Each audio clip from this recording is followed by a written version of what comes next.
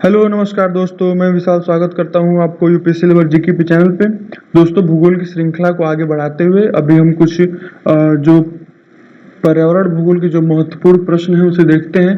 दोस्तों, मुझे लगता है कि ये सारे क्वेश्चंस जो अभी हम बताने जा रहे हैं ये बहुत ही महत्वपूर्ण हैं और एक तरह से देखा जाए तो इसमें से 2-4 क्वेश्चन आपको मिल भी जाएंगे जो कि हमारे सिलेबस से रिलेटेड जितने क्वेश्चन उतना ही मैंने लिया है, एक भी एक्स्ट्रा क्वेश्चन नहीं लिया है। तो अगर सिलेबस से अगर जितना पेपर बना होगा उसमें से कुछ ना कुछ क्वेश्चन तो आपको मिल ही जाएगा दोस्तों। तो चलिए देखते हैं। और पहला क्वेश्चन है, वातावरण में क्लोरोफ्लोरोकार्बन उत्सर्जन पर प्रतिबंध लगाने संबंधी प्रथम प्रोटोकॉल कहाँ बनाया गया था? तो दोस्तों ये इसका आंसर है मॉन्ट्रियल प्रोटोकॉल। ठीक है, जो कि इसी प्रोटोकॉल में क्लोरोफ्लोरो उत्सर्जन पर प्रतिबंध लगाने के लिए इस पे सिग्नेचर हुआ था, हस्ताक्षर हुआ था। और दोस्तों क्लोरोफ्लोरोकार्बन जो है ये जितने भी मतलब कूलेंट्स होते हैं जो जो जैसे फ्रिज हो गया, एसी हो गया, ठीक है, इससे इसमें ये सब गैसेज इससे निकलते हैं। ठीक है, तो इसलिए इसमें क्लोरोफ्लोरोकार्बन का जब एक और क्वेश्चन बनता है कि इसके जगह पे हम इसके क्या जो सब्स्टिट्यूट है उससे क्या यूज कर सकते हैं, तो वो होता है फ्रेऑन या सीएफसी। फ्रियान है और एक और है, उसका मुझे नाम नहीं याद आ रहा। तो नेक्स्ट क्वेश्चन, समाज वानिकी में प्रयुक्त सर्व सामान्य वृक्ष प्रजाति क्या है? तो वो है eucalyptus. Next question, red data book में किसका विवरण दर्ज होता है? दोस्तों रेड डाटा जो बुक है उसमें संकटाग्रस्त पौधों व जीवों का ये विवरण दर्ज होता है। दोस्तों ये क्वेश्चन हमारे हिसाब से बहुत ही इंपॉर्टेंट क्वेश्चन है जो कि हमारे एनवायरमेंट में हो सकता है आ जाए, मुझे ऐसा लगता है कि आ सकता है ये क्वेश्चन। नेक्स्ट क्वेश्चन, भूमंडलीय ताप वृद्धि में निम्नलिखित में से किसका कम प्रभाव होने की संभावना होती है? तो ये दोस्तों वनस्पति में प्रकाश संश्लेषण की दर में कमी होना। ठीक है दोस्तों। नेक्स्ट क्वेश्चन, खाद्य श्रृंखला से अभिप्राय है इनमें से किसके द्वारा ऊर्जा अंतरण होता है? तो दोस्तों इसका आंसर है एक जीव से दूसरे जीव में। ये ऊर्जा स्थानांतरण है, वही उसका शॉर्ट में ये ऊर्जा अंतरण लिखा है। तो जो एक श्रृंखला में जो ऊर्जा स्थानांतरण होता है वो एक जीव से दूसरे जीव में होता है। नेक्स्ट क्वेश्चन, पृथ्वी का विशालतम पारिस्थितिकी तंत्र है, वो है दोस्तों बायोम। ठीक है दोस्तों, ये बायोम हम दोस्तों बोलते हैं जो एक लिविंग थिंग्स और नॉन लिविंग थिंग्स, या बोल सकते हैं दोस्तों living organism and non living organism, इन दोनों का एक जो संक्रमित क्षेत्र होता है उसे बायोम बोलते हैं। नेक्स्ट क्वेश्चन, पारिस्थितिक तंत्र में क्या शामिल होता है? तो उसमें कोई विद्यमान समुदाय और उसका परिवेश। ठीक है दोस्तों। नेक्स्ट क्वेश्चन, सबसे अधिक अस्थायी पारिस्थितिकी तंत्र कौन सा होता है? तो वो होता है दोस्तों महासागर। और ये दोस्तों जो महासागर होता है ये सबसे ज्यादा अस्थायी पारिस्थितिकी तंत्र होता है। नेक्स्ट क्वेश्चन, पारिस्थितिकी प्रणाली क्या होती है? दोस्तों ये होती है एक जैव प्रणाली होती है। ठीक है दोस्तों। नेक्स्ट क्वेश्चन, निम्नलिखित में से कौन सा कार्य मनुष्य द्वारा किया जाने वाला है जो पारिस्थितिकी संतुलन में बाधा डालता है? दोस्तों लकड़ी काटना। ये सबसे बड़ा इस समय का दोस्तों ये प्रॉब्लम है जो कि हमारे पारिस्थितिकी संतुलन में बाधा डाल रहा है, क्योंकि लकड़ियों की कटाई जितनी हो रही है उससे ज्यादा जब हम किसी भी चीज को दोस्तों जब हम पढ़ते हैं, इकोनॉमिक्स में पढ़ते हैं कि हमें जो बैलेंस बना कर रखना है वो होगा नहीं। जितना हम अगर काट रहे हैं उससे कुछ ज्यादा या कम से कम उतना तो हमें बोना चाहिए। ठीक है, या उससे ज्यादा बोना चाहिए तो वो तब वो बैलेंस मेंटेन रहेगा। लेकिन हम लोग लकड़ी बहुत ज्यादा काट रहे हैं और उतना उसमें वृक्षारोपण हम कर नहीं रहे हैं, तो फिर ये तो संतुलन में बाधा डालेगा ही। नेक्स्ट क्वेश्चन, उस स्पीसीज यानी कि उस जाति को क्या कहते हैं जिसका प्रतिबंधित विवरण होता है? ठीक है दोस्तों, तो वो होता है स्थानिक। नेक्स्ट क्वेश्चन, जीवन को किसी भी रूप में धारित करने वाला स्थल क्या कहलाता है? दोस्तों जीवमंडल। नेक्स्ट क्वेश्चन, वायु प्रदूषण के प्राकृतिक स्रोत कौन से हैं? दोस्तों ये जो ज्वालामुखी उद्गार है, ठीक है, ये प्राकृतिक स्रोत है। वही जैसे वायु प्रदूषण जब ज्वालामुखी उद्गार होता है तो उसमें से कार्बन की बहुत ज्यादा मात्रा निकलती है और भी कई सारी गैसेस निकलती हैं जो हमारे वायु को नुकसान पहुंचाती हैं। ठीक है दोस्तों। और ये जो कौन से हैं?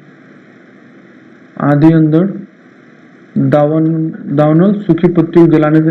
सर ये दोस्तों ये सब चीजें, ये जो तीनों हैं इसके अलावा वो सब जो मानव निर्मित है या मानव द्वारा की जाती है, लेकिन जो ज्वालामुखी उद्गार है वो प्राकृतिक स्रोत है। नेक्स्ट क्वेश्चन, प्राणी जगत का सबसे बड़ा संघ है जिसमें कीट भी सम्मिलित होते हैं दोस्तों, वो है आर्थ्रोपेडा। ठीक है दोस्तों, ये संघ ये बायोलॉजी में भी ज्यादा पढ़ाया जाता है और ये इन्वायरमेंट में भी इसका पार्ट मिलता है। दोस्तों निम्नलिखित में से किस उद्देश्य से शेर का वन में होना जरूरी है? ठीक है दोस्तों, इसका ऑप्शन आंसर है, इसका आंसर है दोस्तों चारागाहों को अति चराई से बचाने के लिए। दोस्तों हमें पता है कि शेर जो होता है वो जितने भी जो हर्बीवोरस होते हैं, जितने भी हर्बीवोरस जानवर होते हैं, क्या बोलते हैं उसको, शाकाहारी जानवर, हाँ, जितने भी शाकाहारी जानवर होते हैं उनको ये लोग खाते हैं, उनको ये उनका शिकार करते हैं। तो क्या होता है कि जितने भी जो ग्रासलैंड्स होते हैं, जो चारागाह होते हैं, ठीक है, उनके जो अत्यधिक चराई से बच जाता है, जैसे हिरन है, भेड़ बकरियां हैं, जितने भी हैं, ये सब चारागाहों को अतिचारण से बचा देते हैं। ठीक है, अगर इनको इनके शिकार जो शेर कर देता है तो ये अतिचारण से चारागाह बच जाता है। ठीक है दोस्तों, तो और नेक्स्ट क्वेश्चन है, ओजोन जिन शक्तिशाली विकिरणों को सोख कर जैवमंडल को सुरक्षा प्रदान करती है उन्हें क्या कहते हैं? तो दोस्तों वो अल्ट्रावायलेट किरणें होती हैं, यूवी रेज होती हैं। नेक्स्ट क्वेश्चन, वातावरण में सबसे क्रियाशील पारिस्थितिकी तंत्र कौन सा है? दोस्तों ये है गल्फ खाड़ी पारिस्थितिकी तंत्र जो है ये क्रियाशील है। क्योंकि दोस्तों हम एक चीज देखते हैं, जो गल्फ होता है कहीं का भी, उसमें नदियों का आके मिलना होता है, बहुत ज्यादा मात्रा में वहाँ पानी आके मिलता है, तो वो रिन्यूएबल होता है। ठीक है दोस्तों, जैसे हम अगर एग्जाम्पल ग्रुप में देखें तो हम लोग का जो बीओबी है, ठीक है, बे ऑफ बंगाल की खाड़ी है, तो इसमें हमारी बड़ी बड़ी दो नदियां हैं जो कि आके मिलती हैं, जैसे ब्रह्मपुत्रा है और गंगा है। ठीक है दोस्तों, और इसी तरह हम अगर अरब की खाड़ी में देख लें, ठीक है, तो वहाँ पे भी बड़ी बड़ी दो नदियां हैं, टाइग्रिस है और भी जो पुरानी जो नदियां हैं वो सब आके उसी में गिरती हैं। तो खाड़ियों का जो है सिस्टम, वो पारिस्थितिकी तंत्र वहाँ का क्रियाशील होता है, इसी के कारण।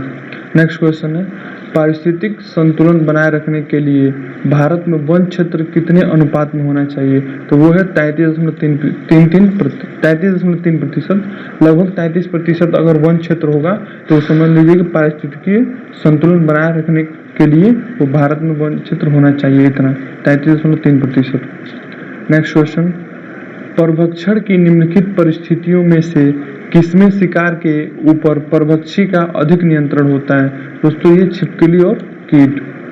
नेक्स्ट क्वेश्चन, पारिस्थितिकी तंत्र का निर्माण निम्नलिखित में से किसके द्वारा होता है? तो वह दोस्तों एक जीवंत समुदाय और उसका पर्यावरण। नेक्स्ट क्वेश्चन, पारिस्थितिकी तंत्र में ऊर्जा का स्रोत है। दोस्तों पारिस्थितिकी तंत्र में ऊर्जा जो सबसे पहला स्रोत होता है वो सूर्य होता है, और पारिस्थितिकी तंत्र एक जैसे सूर्य के रोशनी से प्लांट्स जो हैं वो अपना फोटोसिंथेसिस की प्रक्रिया करके अपना भोजन बनाते हैं, और उसके बाद तो उसे हर्बीवोरस खाते हैं, फिर हर्बीवोरस को ओमनीवोरस खाते हैं। ठीक है, फिर ओमनीवोरस जब मरते हैं तो उसे डिकम्पोजर्स जो हैं वो खाते हैं। तो इस तरह से इनकी क्रिया चलती रहती है दोस्तों। नेक्स्ट क्वेश्चन, मनुष्य किसके द्वारा जीवमंडल में पारिस्थितिकी संतुलन बनाए रख सकता है? तो इसका आंसर है जीवों की सापेक्ष संख्या के सूक्ष्म संतुलन को समझना। नेक्स्ट क्वेश्चन, निम्नलिखित में से कौन सा किसी पारिस्थितिकी तंत्र में एक दिशीय प्रवाह दर्शाता है? दोस्तों वो है ऊर्जा। क्योंकि दोस्तों हम देखते हैं जब एक जैसे ये अपॉन 10 में दोस्तों ये ऊर्जा स्थानांतरण होता है। जैसे अगर जो पौधा है वो अपना भोजन बना रहा है, वाटर ट्रैप से वो स्वपोषी है, वो अपना भोजन बना रहा है, और उसे कोई हर्बीवोरस या शाकाहारी जानवर अगर उसे कोई खाता है तो उसके अंदर उसका 10% जो है, अगर मान लीजिए पेड़ के पास 100% ऊर्जा है, तो वो जब शाकाहारी जानवर खाएगा तो उसके पास 10% ही आएगा ऊर्जा। ठीक है दोस्तों, और फिर अगर उस शाकाहारी जानवर को शेर खाता है तो उसके पास 1% ऊर्जा पहुंचेगा। ऐसे करके ये अपॉन 10 में ऊर्जा का स्थानांतरण होता है और फिर जब लास्ट में डिकम्पोजर्स खाते हैं तो फिर उससे वो ऊर्जा फिर रिटर्न नहीं आ सकता, ठीक है। तो इसलिए इसको एक दिशीय प्रवाह बोला जाता है। जल में दोस्तों देखते हैं प्रकाश भी रिटर्न चला जाता है, जल में जल का भी चक्रण है, ठीक है दोस्तों। तो इन सब का होगा नहीं।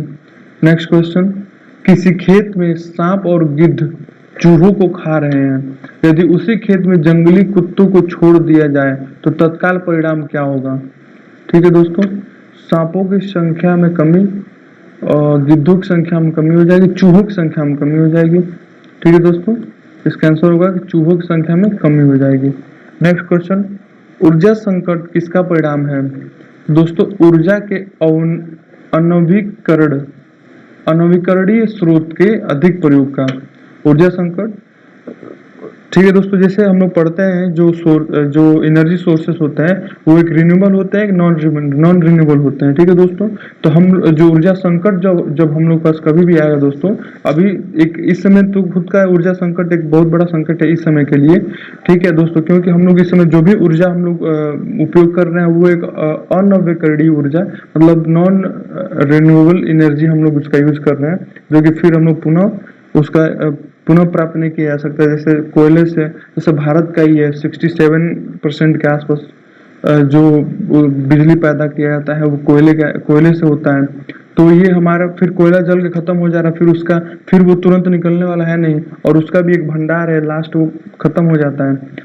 तो इसलिए ये नॉन रिन्यूएबल है, तो ये हमारे लिए ऊर्जा संकट इसमें सबसे बड़ी एक चुनौती के रूप में आया है।